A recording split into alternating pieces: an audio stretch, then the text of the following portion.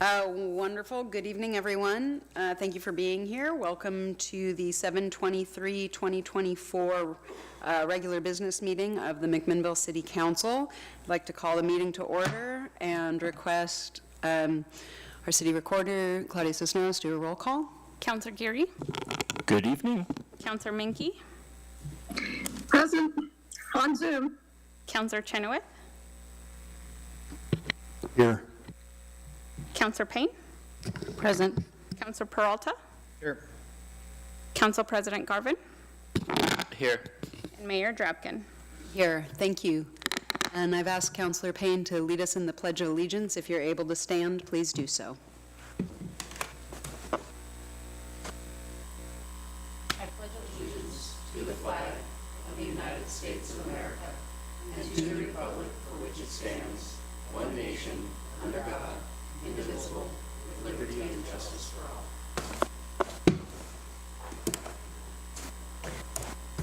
Thank you. Before we go into public comment this evening, as mentioned at our work session last week, our former mayor, Rick Olson, passed away in these past couple of weeks. And I just wanted to take a moment to acknowledge him here today, and as well to announce that his funeral tomorrow is at the community center, and it is an open and invitational to the community to come and honor and celebrate him. I had the pleasure of serving under Mayor Olson, but so did many, and many had the pleasure of serving alongside him as well. He was invested in civic affairs in the city of McMinnville for over 40 years, starting his service as a volunteer firefighter and a paramedic. He was also a veteran, and before he was a volunteer firefighter, so he had been serving our community really his entire life. He came to the city and served over 2 terms on council before becoming mayor. And when he left being mayor, he ran for county commissioner and then served our county as well. We definitely want to honor not only his service to the city, but his service to community. And we've requested from the governor to be able to fly flags at half-mast tomorrow during his funeral, and we've received that permission. And the fire department has indicated that they will follow suit as well. At this time, we will just take another moment of silence to honor the life and the contributions of Mayor Rick Olson, and then we'll begin. Thank you.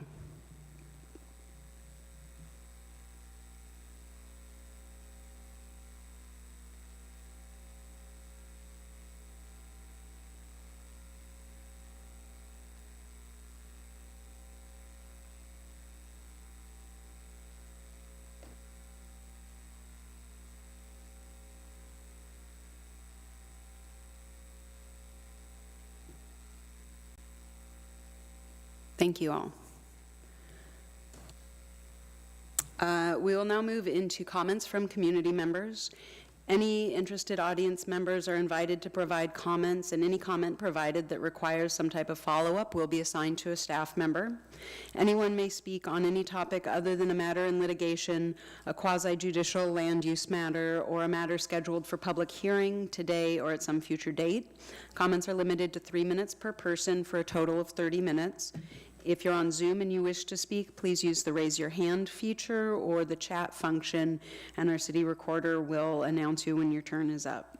When you're giving public comment, please announce your name and the city that you live in for the record, and we also ask that you fill out a public comment card and leave it with our city recorder before you go. Do we have anyone signed up for public comment? I know the answer to that question. We do, but who is first signed up for public comment this evening? Before we start public comment, I do want to state for the record, we received 2 letters. I emailed them to the council. They will be entered into the record on the amended packet posted tomorrow. Our first person is Frank Butler. Mr. Butler. Former planning commissioner. And police officer. Volunteer firefighter. And volunteer firefighter. Nice to see you. Good evening. My name is Frank Butler. I live in Ward 1 of City of McMinnville. I just have a couple quick things on your agenda tonight. We're just discussing the request to refer initiative petition 2024-1 to the November 2024 general election. I would like to comment in favor of that. Some of the concerns I have are your transparency and goodwill to the community. I'm not being attacking it. I'm just saying that you're coming to us with a bond measure next year, and part of that is there was a time when McMinnville School District wanted money, and they went to the voters and said, we'd like some money, and then they said, oops, we found $1 million in our budget, and they kind of lost faith with their community, people who vote. And back when this fire district was formed, one of my concerns was being double taxed for paying City of McMinnville for fire department and now paying the fire district. And I was assured by one of our council persons that this was not going to happen. That essentially, the monies that were spent, I think it's $3.52 per thousand, would come before the public before any of that money was spent. And I felt that since that time, I haven't seen any public forums about this. I've received a survey regarding the upcoming community center funding bond measure next May, but I'm assuming next May, but I haven't seen anything regarding the money I'm paying taxes that we're going to the fire department, what that money is being spent now. So this referendum or initiative is, in my opinion, an opportunity to ask the voters what they'd like to do with that money, because I'm sure that could help your selling the levy or bond measure that you go for the new community center. That's all I have for the time being. Thank you so much. We appreciate you. Do we have anyone else signed up for public comment this evening? Yes, next we have Tamsin Kramer. Thank you. Welcome back. Nice to see you as well. I'm Tamsin. Most of you guys saw me last time. I'm a little less nervous. I wanted to talk to you tonight about homelessness. I know there have been many discussions and decisions made, but I haven't heard anyone talk about how being homeless can and does damage a person's brain. I've watched it happen over and over, and I've been through it. I may seem okay now, but I assure you that I'm not the person I used to be. I still have problems that I have to stay on top of, even though I can say today I don't feel as feral as I did just a year ago. For me, this process started about 8 years ago when I watched my house burn down. My mind became different. I didn't have a name for it. I just thought I was going crazy. Started being moody. I had trouble controlling my emotions. I still kind of do. I would get unreasonably angry over the smallest things. I had trouble managing things like my responsibilities, my schedule, my budget. I couldn't follow through with anything anymore. My anxiety was so bad, I couldn't talk to people I didn't know. And I don't meet, one of the people I talk to everybody I see. It's been really hard for me to come back to that. I couldn't keep up on my housework. It got bad. We couldn't say no to a free item that was brought by. I have no idea how it got so out of control. Or I didn't. I still can't finish a book. I used to be able to sit down and read like a Harlequin-sized book in a night, and I could tell you almost everything that was in it. I can't finish a book anymore. I couldn't sleep. I still cry of stupidest things. I get stressed and overwhelmed easy, and I have a hard time some days actually interacting with people. After a couple of days, I have to take a day or two down. I get way too anxious now. And each day a person living outside and stays outside, they become less of who they were, less able to fit into societal norms, and the less they're able to manage and function like everyone else. So some people take longer than others, but it happens to every single one of us out there. This is caused from several different reasons: the lack of sleep, the lack of nutrition, and people's interactions with us out there. We're not treated like people, not by as many people as you'd think. And things aren't it makes it hard to feel like you're a person and to do what needs to be done. And I just want people to consider this when you're having, this conversation is gonna come up again soon. I know it's gonna come up. People need to know this. People need to think about this because the decisions that are made in these rooms actually physically can damage a person's brain if it's not managed and thought through. Thank you. Thank you very much. Do we have anyone else signed up for public comment this evening? That's everyone that's signed up. Thank you. Is there anyone else here that would like to provide public comment this evening, or anyone on Zoom that would like to provide public comment this evening? If so, please let yourself be known at this time. Okay, not hearing any, we will move to advice and information items, starting with reports from counselors on committees and board assignments. We'll start on Zoom with Counselor Menke tonight, if that's all right.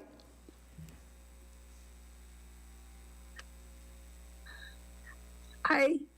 My only announcement, unfortunately, the YCAP board did not meet this month. It will meet in August. The Affordable Housing Committee met with the Planning Commission, and we had an extremely good conversation. I was very pleased by all their questions. They were very probing. It was a very good exchange on transient lodging. Philip Higgins and Carrie Martin were there, and Steve Iverson and Rachel Flores from the committee. I think there might have been one or two other people, and Evan obviously represented us, and Heather. So it was a great conversation. We were asked back if they had further questions, and we, of course, said yes. I just feel like that this is a really important thing to move down the road, get it in the code so that we can hopefully get people interested in possibly providing land for transient lodging. And that's all I've got. Thank you, Counselor, much appreciated. And Counselor Payne. Nothing to report. Counselor Peralta. Thank you, Mayor. MCM 11 had a few notes for the meeting. First, the station is offering professional development training in media production to McMinnville businesses. This is a new way for MCM to provide value to small businesses in McMinnville while also raising additional funds for the station. The Saturday Film Club finished its photography on a new film. This is the 8th year the program's been offered and the 6th film that's been created. The film's made entirely by McMinnville volunteers, from writing the script to gathering props to filming the project. And the Saturday Film Club is organizing a screening event this fall. The program is made possible in part by generous sponsorship from Two Dogs Tap House.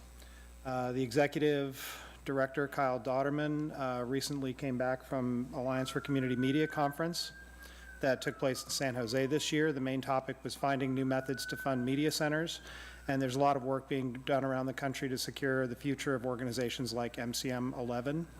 And they said goodbye to their Linfield intern, Sydney Monroe, who was part of the first federal community impact program. They're welcoming new high school students who will be receiving career development training in media and technology, and will be interviewing a George Fox student for another spot in career development programming. No report yet from the COG. We'll be meeting next week, I believe. Thank you very much. Counselor Chenoweth. MEVLC met. I will not repeat everything that you heard last week in the work session. That was predominantly what we got in our MEVLC meeting. Parkway Committee met and was informed that we are now hopeful for a September bid date for Section 2A of the bypass, which is the interchange at the current bypass and Wilsonville Road. Hopefully we get that bid date because the funds need to be committed by the end of this year. And with that, that's all my report. Thank you. Counselor Geary. DEIAC, we had a work session with Talitha for the continuation of that assessment, and heard a lot of their first draft, reporting on sort of demographic and status and stats on where they're at in the process, and then an open discussion about a few items that they can use to impact that process as they keep going.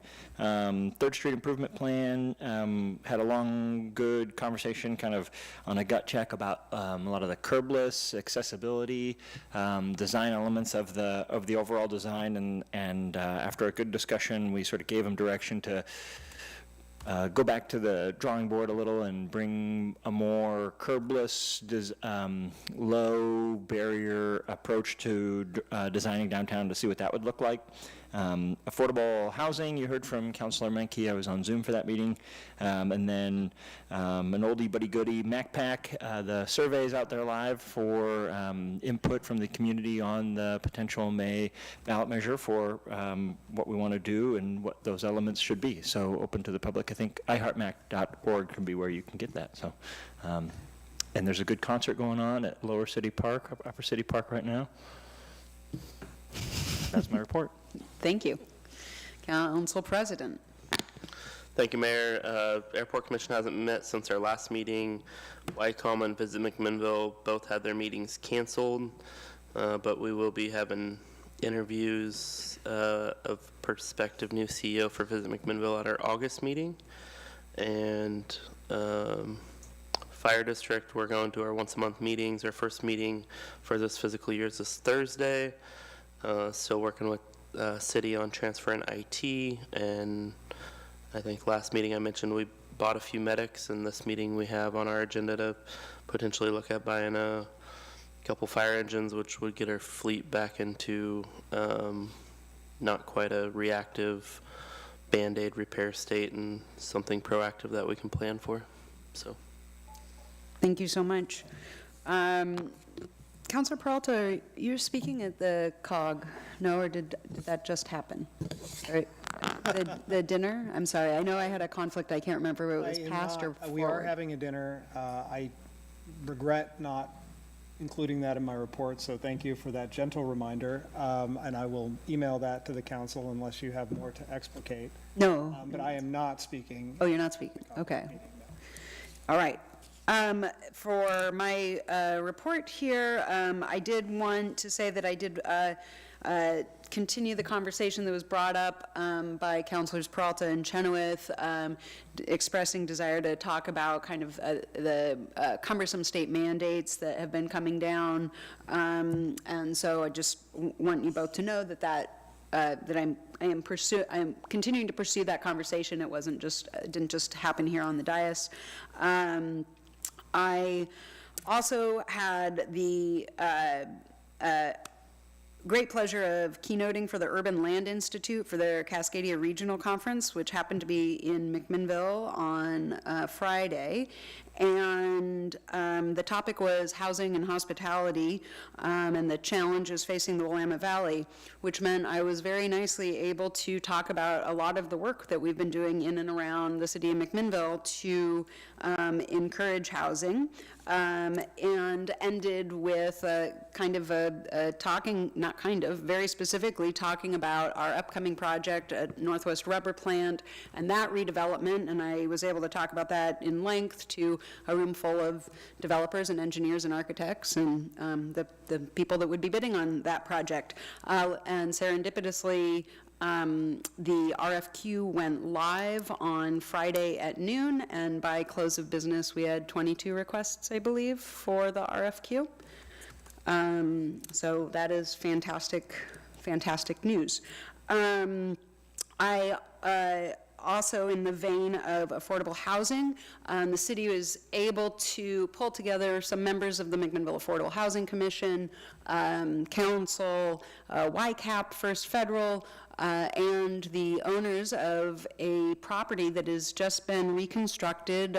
Many of you will remember an apartment building that burnt down on Baker Creek within the last couple of years. When that builder when the owner of the property, when Nate went back to start the process of reconstructing that, he worked very closely with our Community Development Center, who talked about all of our recent code changes and incentives, and it changed his project. And so in the same footprint with the same height, he has rebuilt at 24 units. YCAP already has 14 of those units filled. They're beautiful. They have tons of natural light and Juliet balconies, and they are hoping to do more like this in the city of McMinnville over time. So just really a huge shout out to them for all the work they did and for bringing so many community partners together to make that happen. And I think it sums up the expression "it takes a village."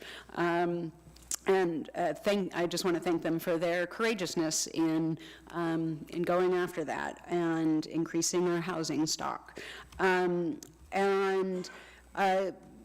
On the note of kind of people, a village coming together to do work, this is the last year of the International Pinot Noir celebration, which will be happening at Linfield University this weekend. There's never been a year of, well, the years of my life when IPNC didn't exist, I don't remember. My mom was the first culinary director for its first 13 years. So I have been volunteering at IPNC since I was about 5 or 6 years old. This will be my last year volunteering there, unfortunately. Last year, our city manager and I had the unexpected surprise of showing up on the plating of the grand dinner prep line. That's where I'll be again this year, and also carving at the salmon bake. So I think the event is fairly sold out by now, but certainly if you've never been or if you've been many times, it's been a wonderful addition and an important part of the overall economy of McMinnville and the wine industry.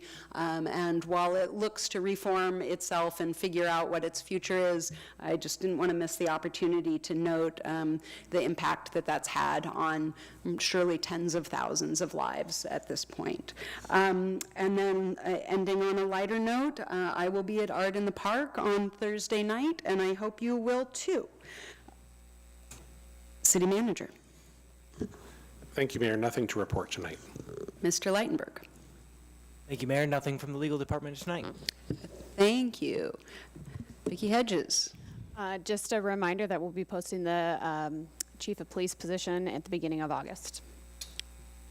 Thank you. And Claudia Cisneros. Just a reminder, National Night Out is Tuesday, August 6th at Discovery Meadows Parks. Starts at 5 o'clock. Hope to see everyone there. Thank you. Has everyone had a chance to review the consent agenda, and does any counselor need to recuse themselves?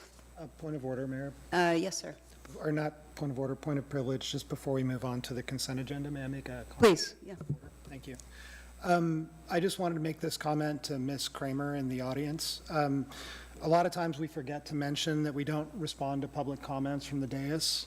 And so I just wanted to make sure that you knew that. And I'd just like to thank you for coming to present both times to us. I took extensive notes on what you said, and I'm thankful for your moral courage for coming to tell your story. So I'm very grateful. Excellent. Thank you. Does any counselor need to recuse themselves from the consent agenda or have an item removed? I would like to remove item E, please. Okay. Does any other counselor want to remove any items from the consent agenda? Okay. We'll go to the consent agenda minus amended to remove item E, and I would ask for a motion to approve. I move the consent agenda with the removal of item E. And a second? Second. I have a motion from Councilor Peralta and a second from Council President Garvin. All those in favor, please signify by saying aye. Aye. Aye. And those opposed say nay. Aye. And the consent agenda passes unanimously. We'll now consider resolution number 2024-43, a resolution approving the third amendment to employment agreement between City Manager Jeff Towery and the City of McMinnville. I will turn this over to Vicki Hedges. Yes, for a brief report. So as it states in the packet, this resolution is being brought forward. As we know, the city manager has retired from PERS and is now on a work back. When an employee is on work back, the city does not have to pay a portion of those PERS contributions. So the city's been saving since he started his work back in, I believe, 2021? I can't remember, 2021. So this resolution is to redesignate some of those funds to a different kind of retirement plan for the city manager. I would also note that currently his contract states that 8% would be going into deferred compensation, which having a percentage that doesn't align with the IRS contributions sometimes creates tax complications because we may over-contribute or under-contribute based on that 8% guideline. So this is to align with the IRS contribution limits. Thank you. Do any counselors have questions of staff regarding this resolution? I have just kind of a basic question. Is the fiscal impact isn't super addressed in the packet, so I just wonder if we have an idea of what that might look like. So the IRS limits are not specifically included in there because they're based on age, so they change depending on the age, and it would make an impact depending when the decision is made. So I could provide that detail, but the IRS contribution limits are specific to an age, how long somebody's worked there, when they announce their retirement. And so one specifically is like you have within your last 3 years after designating retirement date, your contribution limits change. So it's all really dependent on some very specific guidelines and rules from the IRS, which is why it doesn't state specifically how much the impact will be at each point. Any additional questions? Well, yes, Okay, I have Counselor Chenoweth and then Counselor Peralta. I'll defer. Go ahead. You go ahead, Chris. I'll wait. Okay. My memory is when we had the discussion about city manager working on work back, one of the sales points, so to speak, of doing this was that it was going to save us money because we would no longer be having to pay into PERS. So in essence, the sales point was you're not going to have to pay the retirement now. Now we're coming back and asking for that money to be given that we already were sold. This was one of the reasons to put in there. Am I crazy in that memory of this discussion when this all started? And I'm not necessarily asking staff, I'm asking you because I'm not sure Vicki was here for that conversation. I don't recollect what you're talking about, but I would not call, I mean, I'm not correcting you, but I don't have that recollection. Okay. That's my memory. And I feel like, just for me, I feel like we're already paying. I don't feel like this is warranted at this time. I don't understand completely where the ask is coming from. We talk about having budget problems, and then we turn around and we're trying to pay an extra benefit on top of existing benefits. So I'm a little leery to move forward with this, not because I don't think Jeff is worth the money, so please don't take it that way, but just because I feel like where we're at already, he's already receiving work back as well as salary, and the sales pitch was, we don't have to pay retirement to get there. So I'm a little reticent. Just a quick response on that. I was not here for that conversation, so I can't respond to that specifically, but I will say that there has always been a PERS cost even continuing in the work back. So that's part of the work back program and why the state allows this. Essentially, there are different pots of money that we contribute to for employees in PERS. There's one pot of money that we no longer have to contribute to as a work back employee, but there's still always been PERS costs that we're paying for work back. Correct, but that money we're paying that would have gone to his PERS is paying down our liability as opposed to going to his PERS, so it works out to a savings for us. Yes. Counselor Peralta? Yes, so I will say that I was one of those who was involved in the negotiations with the state in developing the work back payback program. And it is absolutely true that the intent of the work back payback program was that money would go into paying down the cost of the PERS, what would previously have gone into PERS expenses. And I think I agree with Chris. I think that that my understanding had always been that the benefit, one of the benefits of doing this is that it reduces the city's PERS liability by not paying into retirement anymore and having that 6% deferment go into the retirement. So that's my recollection of the point of work-back payback, part of the point of work-back payback. And I can't recall the specifics to the city manager agreement or changes to that program by the state in terms of administrative rules, in terms of what they allow.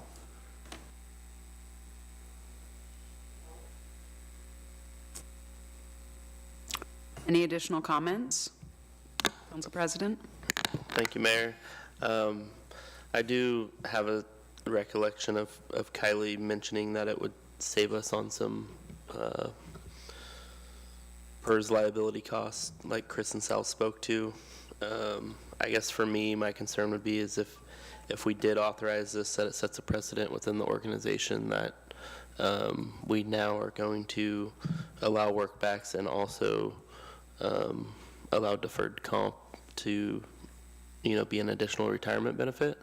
And that's nothing to Jeff, our city manager, personally. It's just more about policy and precedent within the organization moving forward. But those are my thoughts on this for now. Any additional members of the council? Councilor Menke? So am I clear on this, that no one else receives this type of benefit? I know we have a number of people working on work back, so that's why I'm asking. Yes, that's correct. Okay. Any additional comments from the council?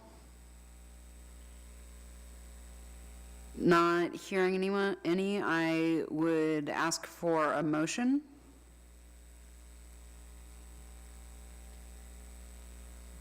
Any type of motion.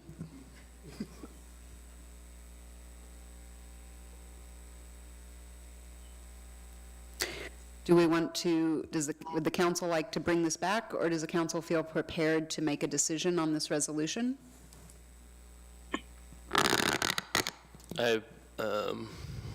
Point of order, guess- if we don't, I'm just curious, I don't know the rules of order for what happens in this situation if we just don't take the issue up. I'd be curious if Mr. Leitenberg or city staff with more expertise in this might have a comment. I'm afraid I don't have an answer off the top of my head for that. I can try and research it very quickly while we sit here, but I don't have an answer. Sorry, what were you looking for more information on specifically? Just on the procedure right now, Oh, okay. whether we have to take any action, or what is the effect of taking no action at this time? Just not, if there's no motion on the amendment, what's the effect of that? Or rather, the resolution, I should say. I don't remember that, Robert's rules. So my question would be, there are some questions asked of HR Director Hedges on the amounts and the impact, and if that is information that fellow councilors need on the dais before voting on this, then I would personally want to put a pin in it. But if you are going to vote on that, how you're going to vote regardless of what that information is, then I would prefer to move forward with something tonight. Thank you. Councilor Chenoweth? Yeah, I don't need that information for a vote. Councilor Geary? Well, I think Adam's point was interesting about sort of now that the workback program has gained is here to stay or may become more prevalent. I think an interesting discussion around what and how we offer that broadly would be helpful to understand. Okay, I think with the number of questions, I think that we should take no action on this evening and bring it back in congruence with this slightly more information, the detail mentioned by Councilor Peralta about any nuance there. For all of our benefit, Mr. Leidenberg, if you'll let us know what does happen if no motions are made. And we will not be out of order this evening because we will take no action on this, and we will bring it back. Okay. Thank you. We now have a new business, which is a late addition to the agenda, and I know it's been requested many times not to have late additions to the agenda, so I apologize for that. We also have a kind of an, I guess I'll just say, interesting situation in that the person that's requested this is also a person that sits on the dais, but they did not request this agenda item from their position on the dais. And so what I'm going to do is ask our Councilor Chris Chenoweth to step down from the dais during the staff report, and I'm going to ask you, as the person that requested the item, to speak to it, if you'd like to add anything, and then I will invite you back up for the vote. As long as I'm allowed to vote, I'm okay with that. Thank you, sir. And I will now call on Claudia Cisneros, our city recorder, to give a staff presentation. Thank you.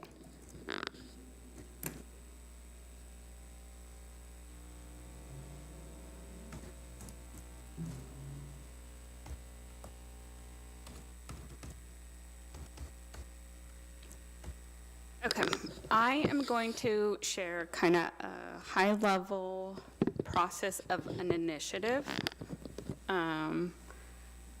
So chief petitioners submit their initiative to me.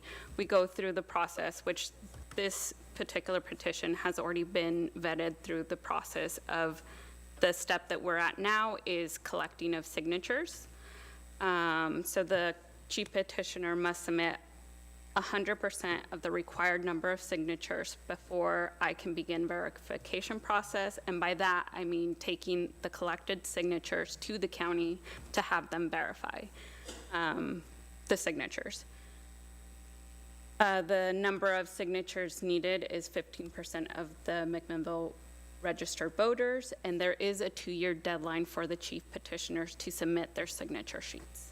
After that process is done, if the petition contains the required number of signatures, then I bring it to council before the state deadline if there is an election coming up, which in this case, there is the deadline for the November, to be added onto the November ballot is August 7th. And after that, the governing body has 3 choices: adopt the initiative. Basically, I certify that you adopted it and to be added on the ballot for the next election cycle, which would be November. Reject the initiative, which just means that you don't support the initiative, but it still would need to go to the ballot. Or reject the initiative and refer a competing measure to the ballot. Next steps on that, I just kind of outlined again the initiative timelines and deadlines that we have. As stated, August 7th is the last day that I can file a qualified initiative, which means that both signature verifications and a council meeting must occur by the state. And then, of course, our November 5th election day. What's being proposed is a city referral. That means that you, as the body, refers the initiative to be added to the November ballot. Council adopts a resolution to place the question ballot title on the November ballot for voters to decide. The resolution will be filed by me no later than 61 days prior to an election. Council may prepare a ballot title with the resolution. If you don't prepare the ballot title, I submit at 8:05 with the city attorney, and the city attorney will prepare the ballot title. Then we'll go through the steps of the city attorney prepares the ballot, we publish it. If there's a community member that wants to oppose that ballot title, they have to submit it through the circuit court. The circuit court reviews the ballot. Once all that timeline is up, I will submit an 802 to the county's office to then ask for a measure number and get that added to the November ballot. Next is our election calendar for a city referral. So these are the deadlines we have to take if the governing body wants to add a referral to the November ballot. August 16th is the last day the council can file a ballot title for referral. September 5th is the last day I have to file a 802 form with the county. September 9th, we would have to file arguments if we wanted to add something to the voters pamphlet, and then November 5th, election day. And that is all I have. Just for clarity, I think the only thing that I didn't see from our conversations previously would be that if the council wants to give staff direction to prepare to do this, then we will also need to call a special meeting to vote on that initiative. Is that correct? Correct. So if you choose to refer this to the November ballot, City Attorney Lightfoot and I will need to get a resolution in place, call for a special meeting so you can take action on the resolution, and kind of go from there. Okay, and on the opposite side of that, if the council doesn't want staff to prepare a resolution, then what happens after that? As in? The responsibility of the council following that, or any additional actions of the council, or none? To refer it, or if you just don't want to do anything? Correct, for the latter. So if the council wants to have staff prepare a resolution, then we also need to notice a special meeting so we could come back and take a vote. Correct. And if council doesn't want to give staff direction to prepare a resolution, then this is the last meeting on this? Yes. Thank you. Are there any questions for staff at this time? I have a question. Councilor Peralta? This is for Claudia or Mr. Leichenberg. So for statewide ballot measures, petitioners are required to state on the filing fees the elections that they're filing for. Can you talk into your mic? I cannot hear you, Sal. Is anybody else old enough to remember the Peanuts when the teacher would speak and it was just wah, wah, wah, wah, wah, wah? That's me on Zoom. Sorry, everybody. Question for Claudia and Mr. Leichenberg. For statewide ballot measures, petitioners are required to state on the filing materials the election they're filing for. Based on Councilor Chenoweth's statements, it seems he intends to carry the petition to a future election if he doesn't get the signatures. What's the controlling city or state statute for that? The controlling statute for the statement of which election? Yeah, for whether or not it needs to be determined at the time of filing what election's being filed for.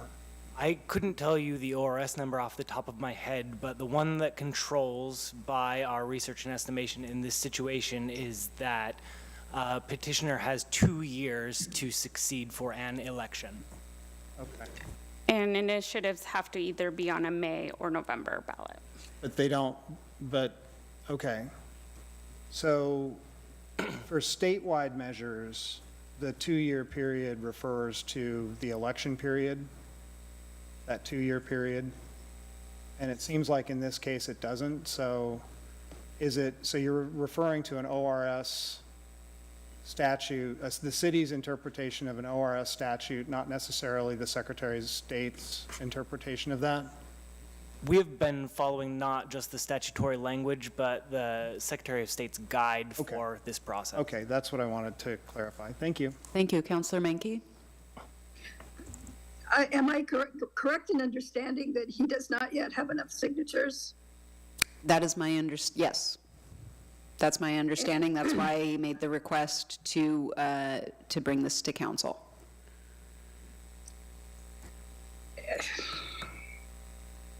Okay, I just have a problem. I don't see any reason to do anything with it until he has enough signatures. Okay.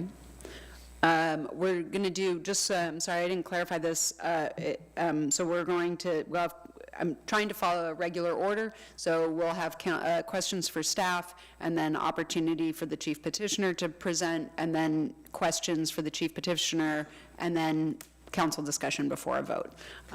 Point of, I think we should be referring to this as not in the context of the petition, but in the context of the request to have us refer something. And the reason is, I just feel like there's a conflict between, you know, asking a government body to take a position on a petition versus asking a government body to refer a measure. Yes, although we would not be voting on referring a measure tonight. What we will be deciding is whether or not to give staff the direction to do that. So in one of the issues that comes up with a very last-minute request is that staff, of course, has to prepare a staff report and addition. So there's additional work that would need to be done. To clarify, Okay. staff can, to my understanding or my impression, staff can work on something that's a referral by us. They cannot work on Chris's petition. Does that make sense? That's my understanding as well. Yes. Well, what's the suggestion. language? Tell me how you think it should best be said, because I've definitely spent a lot of thought thinking about the correct order on this and what it most aligns with to try to keep it as clean as Yeah, possible. I just don't want anybody to get into problems because we're not working on a petition that wouldn't be legal for us to do. So. The other thing we can do is also, I do want to state, Chris Chenoweth is not the only petitioner, so we can invite George Humley as well. We do have two petitioners. Yes, It's not a question of who's speaking for me, from my perspective. It's more a question of how we refer to what the request is. And I know, think I'm Chris just agrees with stating it, so. He wants to sorry. come up as well. I'm sorry. I didn't mean to interrupt, Claudia. Okay. Any additional questions for staff at this time? Okay, then I would invite Mr. Chenoweth and Mr. Humley to present on their request to council. Thank you, Madam Mayor. First, I'd like to push back a little bit. It was an extremely late notice. First off, I realize that as a counselor, I should know the timeframes that are required, and I don't. That was a learning curve for me, but it was a week, almost exactly a full week before the meeting. So I wouldn't call that extremely late. Well, Counselor, we albeit have late. to post I the would agenda a week in appreciate it. advance. I understand that, but I've got the mic now, and I've let you make that comment 3 times without responding, and I just want to clarify that. Well, Counselor, I had less than 24 hours to make a decision about adding this to the agenda. So that, to me, and especially knowing that I like to think about things, that I take this very seriously, that is very last minute in my mind. Point of order. Yes, sir. I would just discourage back and forth communication, and I would remind the counselor that the mayor runs the meeting. I appreciate that. I just wanted to correct that, because I feel like a week, when you're saying it last minute, you're making it sound like I asked yesterday. And I appreciate where you're coming from. I get it. But to the audience and to those listening to that, I want to make sure they understand this was asked a week ago. So that's number one. Number two, I was also not told that I was going to get an opportunity to present, so this is coming off the cuff. I would like to make that clear as well, which I'm okay with. I do that regularly, but a warning would have been nice. The request that's been brought to you, yes, you are correct. I do not have the signatures. If I had the signatures, I would have just turned the signatures in. I will continue to gather the signatures. My intent at this point is to put it on the May ballot. While I understand we have a 2-year window, I do have some concerns with the way in which I filed this, because I am a rookie doing something, and that because of the language and part of this, I may not actually have 2 years to get this over the finish line. So my goal, and I'll be talking to the attorney more about that later, but I think that's probably the real deadline for me in this case. The reason I brought it and asked this is, and I said it in the packet, was twofold. One, I believe any tax measure ought to be on general ballots. They ought to be on the general presidential year or the general gubernatorial year. And I think Sal and I have had this conversation before, but I do strongly believe that. I think you get the best response from your constituents to understand where they're coming from. With that being said, I don't have any doubt I'm going to get the signatures by May. The problem is, I also know that Councilor Geary and the rest of us, but this has been his project of note, really wants to see this community center item on that agenda. And so the reason I came and asked to ask to have this put on the agenda and asked for you guys to refer it was to give you guys an opportunity to decide whether you want this in parallel with that bond ask or whether you want that separate from the bond ask. I feel like it's going to be a drag on the bond. And I'm already potentially creating enough friction by doing this to begin with. I didn't want to add to it without giving you guys the opportunity of deciding which one it was on. So that's really the spirit and intent of my ask. And I think that's probably all I want to say at this point on it, unless there's questions that you all have for me. Mr. Humley, do you have anything to add? Well, I think the one thing I would say is if he considers himself a rookie, well, I'm even more so that. But I definitely have some concerns, and so I wrote some things out, and I'd just like to read that if I could add it to the record. I'd like to let the City Council know that the people in the community are eager to put this choice on the ballot. More times than not, as much as 90% of the people that I talked to weren't aware that the city was considering keeping the $1.50 that was once allocated to our city fire department is now considered to be a permanent tax to be used for unspecified future city ventures. The community is excited to know that they can have input to decide how the money should be spent. For whatever reason, the people of our town didn't understand what was happening and have been very appreciative for the explanation and the opportunity to choose how their money is spent. My recommendation would be to let the people have a voice as to how their money is spent. This could be a great opportunity for unity for our city by allowing them to trust our local government, which, as you know, is a problem for local and the federal as well. I think this could be a political winning issue for those of you who are running for re-election. Let's let the people have a voice and have their voice be heard. So I'm all about the people. I pick up garbage and I'm with the people all day long. And this is what I've heard. Any questions for the people sitting before us? Council President. Of the 3,540 signatures you need to put this on the ballot, how many do you currently have that are unverified? I can't really answer that with a straight answer. I will give you approximately around 1,000. And how many have you turned in? Well, see, there was part of the reason this late ask came to you is because I misunderstood email communication on my deadlines. I also misunderstood the process. So I found out here in the last week or two that Claudia will not move forward with any until she has all. So that's the that is not an individual choice. That is the the state process. guideline. I'm not here to argue with it. I'm just saying I did not know that. And so with that, I've only turned in 55. I'm sitting on all the rest of them.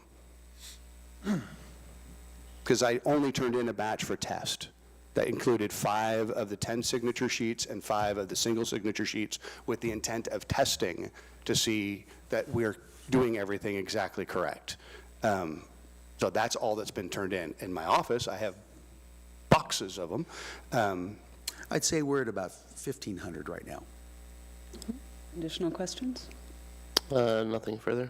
And let me point out, one of the biggest points that we thought we were going to be collecting signatures is coming up, and that's the county fair. Any additional questions on this request at this time? Okay, then not hearing any, I will thank you for presenting. Chris, I will invite you to come back up and resume your seat at council. And we will now open this up for council discussion, giving Councilor Chenoweth just a moment to get back to his seat.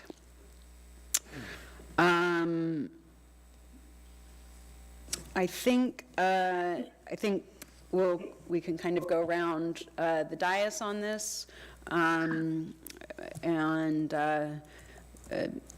Councilor Chenoweth, do you want to start? At this point, I think I would rather listen to what's being said to see if there's anything I need to add. I've made my case of why I've asked this, and I'd, like to see what goes forward. Okay, and I will just nod back to Councilor Peralta and his comments earlier that we won't be having a back and forth on the dais, so we will keep order, and I will make sure to get to everyone and make sure that everyone has a chance to say everything they desire to say. Councilor Geary. For the citizen petition to refer something to the citizens, I'll wait till there's enough signatures that the state has deemed necessary for that triggered event to happen, till the signatures are there so that the community tells us that this is something that they want. So until the signatures are ready, I won't feel the need to support a measure. Councilor Payne. Point of clarity, I guess. My understanding was of what Mr. Humley and the constituent, Chris Chenoweth, were asking was, does the council support a referral for the petition for the November ballot, or wait for them to gather signatures and go with May? Wasn't necessarily in support of one way or the other, as far as whether the dais, whether we as council members are in favor of this going to the voters. So, because it sounds like the mission is going to be accomplished either way. The objective in front of us this evening is to evaluate whether or not council is giving staff direction to do the additional work to bring this back for a vote, and that secondary vote would be whether or not we were voting to refer it to the ballot. This evening, we are deciding whether or not we give staff the direction and any particulars in that direction so that we actually would have something to vote on. So it's kind of a two-step process. Does that add clarity? Yes, thank you. I'm in favor of giving staff direction, giving the frequent requests for financial records for the city and not getting them and not understanding the whole picture of the city's financial position. Okay, and on this topic at hand? Mm-hmm. Yeah, I'm in favor of the work being done, so we have more information. Hopefully the information that the council's been requesting comes forward, so we have an informed decision on whether the council feels like it's appropriate to refer to the voters or not. At this point, I don't feel like I have enough information. So in terms of the two-step process, I'm saying yes, more information, particularly the profit and losses that have been requested for 2-ish years. Okay, we have a question? Yeah, maybe I'm confused. I don't think this is, do we support it or not? This is, do we allow it to go on the ballot before they get the signatures or not? Correct. Okay. That's what I understand, but I also feel like... Wait, you understand that it's just to provide support or not, or you understand that it's to put this measure on the ballot before they get the signatures? So tonight, we are not voting whether or not we're putting this on the ballot. Tonight, we are voting whether or not we're giving staff direction to prepare the documents that we would then need to vote on to put it on the ballot. So I'm basically pushing this question out to the policy-making body as a whole. Correct. And just to point to Councilor Payne, the resolution would basically state that we are putting a ballot on a measure. I'd work with City Attorney Lightenberg if you guys don't want to do the text itself. We'd have to come up with a ballot title and the text for the ballot title. We would not provide additional financial information to that extent that you're asking, if that makes sense. Thank you. Counselor Peralta? Yeah, thanks, Mayor. I'll lean into the mic so people can hear me. You know, I guess I do have some concerns about how this came to us, and I have concerns about directing city staff to work on a referral on the basis that there is the threat or promise of a ballot initiative, because I feel like we're being asked to do this thing because there's this thing hanging over our heads, and I don't think that that's appropriate to pass on to staff. I do appreciate Chris for sharing his perspective, and Frank, it's been a minute since I've seen you. I appreciate you coming out to talk tonight. Generally speaking, I appreciate anybody who tries to bring accountability to government. I don't agree that this measure has the broad public support of McMinnville residents. I think that Adam Garvin and others who went out and talked about the fire district and said what the intention was were very clear. We've discussed these in public meetings for as long as I've been on the council. Many public meetings, many meetings outside of this chamber. I think this undermines years of public planning that happened through an open and transparent process by an elected body, reviewed by a panel of citizens on the budget committee in favor of the preferences of one counselor who has had the opportunity to make the case for specific cuts in every budget process that this city has had, and the preferences of, some people in the community, which I think reflects a narrow segment. Since this is on the agenda, I think it's important to remind everybody that the architect of the fire district plan initially was our former mayor, Scott Hill. It was his intention, and it was discussed and debated and reported in the press in multiple public meetings in the newspaper over a period of years. And I know this because I disagreed with Scott's original plan, because I did not understand the virtue of what he was trying to accomplish with creating a separate district so we could protect the city's taxing authority for future needs. So the intention of this from the beginning, stated intention for as long as we have been doing this, was to take the fire district off of the city's books so that we could increase their service level and eliminate the shortfall to the city while ensuring that the city's taxing authority was there to make the long-term needs. The passage of this legislation, if it were to make the ballot, will not eliminate the need for existing funding of existing programs. We were still going to need to pay for police, police, city maintenance, local park maintenance, roads, and do the kind of short and long-term planning that allows us to grow the city's tax base without raising taxes and improve the quality of life for residents here. In addition to blowing a hole in the current budgets for the city, it would force the city to adopt less equitable and less transparent methods for meeting basic services that citizens rely on. So I'm a no vote in the chamber. If anybody brings a petition to me, I'm not signing it. And but I do thank the proponents for their work and for coming to present this. But I'm a no vote tonight. Thank you. Or in the future. Thank you. Council President. Thank you, Mayor, and thank you to our petitioners for bringing this forward. I know you've put some work in on it.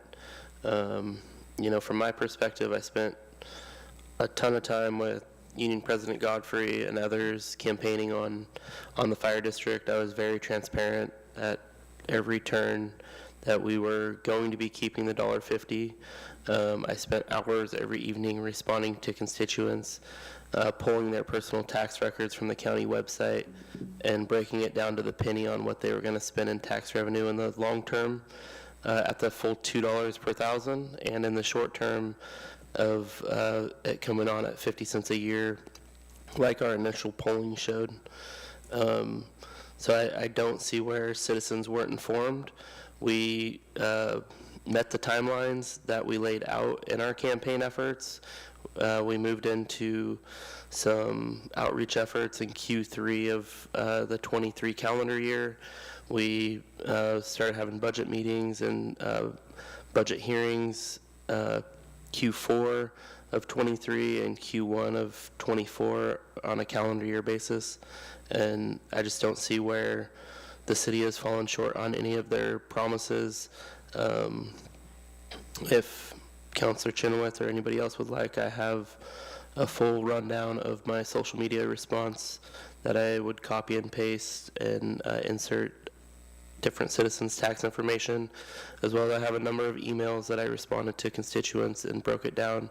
I took a lot of questions during presentations to Rotary groups and other nonprofits. A lot of them did revolve around the $1.50, and if the $2 was sustainable for the fire district, or was the fire district going to come back and ask for more money at year 2 or year 3. And I never shied away that the city was uncertain on if they were going to keep the $1.50. I always said we were going to keep the $1.50 taxing authority. It wasn't a matter of if, it was a matter of when and why and how it was going to come back online. But it was never a question of if we were going to keep that $1.50. And so for that, I feel the citizens have already voted on it. All of our publications that we put out as a city spoke to the $2 per thousand. So, you know, if you get the signatures, great, but I just don't see how anybody could be confused if they read their ballot. Thank you. And I'm sorry, Councillor Menke, I skipped over you earlier. I entirely agree with Councilor Peralta and the council president. I know for a fact that Adam, on his first meeting out, because my husband was there, and was going, oh my God, you know, and Adam was very clear that we were going to keep the $1.50. We weren't specific about how we were going to do it, but we were very clear. And quite frankly, this has been a topic of discussion for many years. I know Scott and I discussed it with the city manager over probably the last 10 years. So it's not a big surprise. And I mean, it's been tremendously discussed in the public. We've had budget committee meetings. We've got way out of our way to make sure that everyone knew what was going on. So I'm a no vote. Thank you. Any additional comments from the council at this time? Councillor Chenoweth? Yes, Madam Mayor, I appreciate you giving me the opportunity to come before you tonight. I know that wasn't an easy decision, and I thank you for doing that.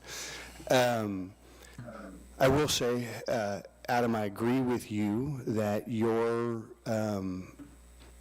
tone and tenor was consistent about what was happening and what was going to happen. But I will say, it is not my experience that the general public understood it, whether or not you were clear and whether or not the city was clear. I've been going door to door carrying this petition and knocking on doors, and to a man, with the exception of one person whose door I knocked, I asked the question, I told them I was there to get signatures for Stop the Mac Tax back. They asked what that was. And I said, well, the city's recently as a area voted to create a fire district. And that fire district is fully funded. The city now has the $1.50 they were paying for a fire department, and they're going to spend it on whatever priorities they feel is best. And every single one of them that I talked to said, wait a minute, I thought the money going to the fire department was going to go to the fire district. The only person that I've talked to in going door to door who did not say that is on your fire board. Yes, we are well aware. We've heard it over and over again. But what I have found is the constituents who voted for this fire district were not aware. They did not understand what was happening, despite your best efforts to do that. So I want that to be understood. I disagree. I do believe there's wide support. When this same measure was put on the ballot in Newburgh, alongside TVF&R removal, 60% of the voters voted for TVF&R, 80% of the voters voted in favor of the identical measure. I took the words from the Newburgh measure in 2017. So I do think there's widespread support. I do think we're going to have the signatures in May. I just wanted to give you an opportunity. I hear where this is going, so thank you for the opportunity. Thank you. I'll just add to the conversation tonight, having been in service with the city for a long time, that this has been a long-term planning effort, with the focus and purpose of which was to fix our city budget, and we prioritized safety in that. We had a particular department at the time that had a terribly outdated fleet, constant understaffing, which was affecting morale, long and frequent mandatory holdovers, and we weren't meeting our response times. And so this was a two-pronged effort to start correcting our base level services overall, but prioritizing safety and prioritizing our fire department so that they could have the successes they needed in order to improve morale, meet response time, save buildings, save lives, not put their own lives in danger by going out and with really inadequate staff. And from the reports I've been hearing on the new fire district, those things are underway. Updating a fleet from having 20-year-old, 20-plus-year-old engines that were unreliable. And so from my perspective, the work that we did to set up the fire district to be financially successful, that was a success, and that success is proving itself. And the work that we did to address our perpetual budget shortfall, many of which are caused by things far beyond our control, including ballot measures 5 and 50, and arguably even by Senate Bill 100, which put our land use process in place that meant we ran out of buildable land at one point, and that affected our budget, in the long run. So I certainly feel the city has been exceptionally transparent. Every conversation I have had has always been that this was a two-pronged approach, or a two-bird with one stone type approach. So I feel confident that I have been, and that this council has been transparent in its approach, and I, beyond that, have nothing to add. At this point, I would entertain a motion.